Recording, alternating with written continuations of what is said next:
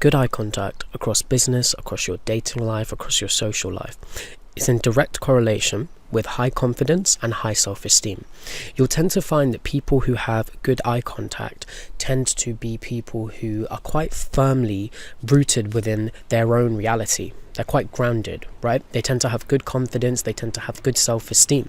Therefore, they're not scared to look at someone and maintain eye contact as they speak to them, because there is no fear of judgment, there is no fear of being shot down, which is why being grounded in your reality is very important. When I say grounded in reality, I mean being firm to your beliefs, being firm to that you're on your grind, you're on your purpose. When you know that these things are going on in your life, your eye contact is directly and instantly going to be better, because bad eye contact comes not only from low confidence and from low self-esteem, but low confidence and low self-esteem, if you look at where it derives from someone not being grounded in their reality.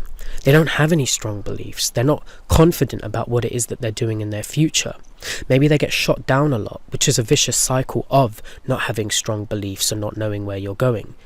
And therefore their eye contact is bad, because if you look at it, you could be standing opposite someone, right? Let's say you have a massive celebrity crush. You could be standing opposite your celebrity crush, but it's only when you actually look at them and they look at you that you would feel that nervousness, right? If you're looking at the floor and they're looking at the floor, it's easy for you to avoid that intensity. But if you look at where the intensity comes from with human to human interaction, it's eye contact, right? Therefore, the more grounded you are, the more confident you are, and the more firm you are to your beliefs, naturally the better your eye contact is going to be. It's 80% on, 20% off. With seduction and attraction, you should never be too full on or too full off, right? What you do is you put pressure. So there's 80% eye contact there, you're intense, you're speaking. When the buying temperature is high, you back off, right? Look away, pretend you're thinking about what you're saying, and then you look again. Because if you think about it, when that person who is speaking to you is in your frame, in the sense that you're controlling the conversation, you're the one who is asking questions, assessing what they're saying, you don't want to be too intense. And this is a problem some people have. Some people who don't have that low self-esteem and confidence, who learn about eye contact, they just end up staring at people. That's creepy, right?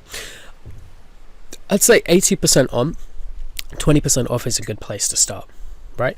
And the 20% off is when you're thinking about what you're saying and then you look back at someone, right? When you're talking to some people, right, they'll be like this: yeah, I fully understand you. That is literally something a peasant would do when they're speaking to their king. A king will be like, you go clean the toilet, go get me some food and come back. And the peasant's like, yes sir. No. The less you can move, the less you can say but still give your message across, the more powerful it comes across, right? The less words you can use to say it, the less movement involved in your message always is better, because again, seduction is massively mystery. Okay, seduction is mystery. You want people to think about what's going on. You want people to have certain things that you're doing or saying be ambiguous, open to interpretation. It lets them wonder, it lets them fantasize, it lets them ponder. Right? So what I'm trying to say by this is, when you are communicating with someone, what this girl done with me, specifically that makes me remember her, is when we were talking, she communicated with her eyes. So instead of her agreeing with something I said and going like this, just a slight nod, and her eyes would go down as well, and then she's back on. If she was annoyed at something I said, she'd go like this, roll her eyes, and then look back, right? If she was listening to what I said intently, her eyes were on, but she'd be like, her eyebrows would come down slightly. So she was communicating with her eyes, which is very, very powerful. Again, I spoke about it. If you're in front of your celebrity crush, the only time you would feel nervous is when you're staring at them, because the intensity, the awkwardness comes from the eye contact, right? So what you need to do is not go on YouTube and say, oh, how do I make my eye contact better, and look at a video of someone staring at the camera lens for you to practice your eye contact, because that's mechanically working on your eye contact. But the premise of where bad eye contact comes from is low confidence, low self-esteem, right? Not being grounded in your reality. So by working out at home, by reading books and improving your mental knowledge, by knowing and having a path of where you want to go with your life, these are things that make you more grounded in your reality. You have more strong beliefs, right? And this means your self-esteem and confidence raises, which means your eye contact will be better. I'm not telling you to fake good eye contact, but you should practice it, right? So the YouTube video things, where they're coming from is right. You can technically, mechanically practice it, but through a screen is not representative enough of what it's like in a real life scenario where you're speaking to someone, you know, they might disagree with something you say, and you still need to not look away and be shy. So if you do walk to the shop once a day, or you have your daily exercises, you can practice it. People with bad eye contact and low self-esteem, when they're in public, they either don't look at people, or they look at people and the second that person looks at them, they look away. What I want you to practice, and I know it's hard given we're in lockdown, is you do not look away from someone until they look away from you. I know this is not weird because you're only staring at someone half a second longer than they stare at you. When you're out and about and you look at people, don't break eye contact until they break it first. When they look away, then you can look away. This is something I used to do to practice my eye contact.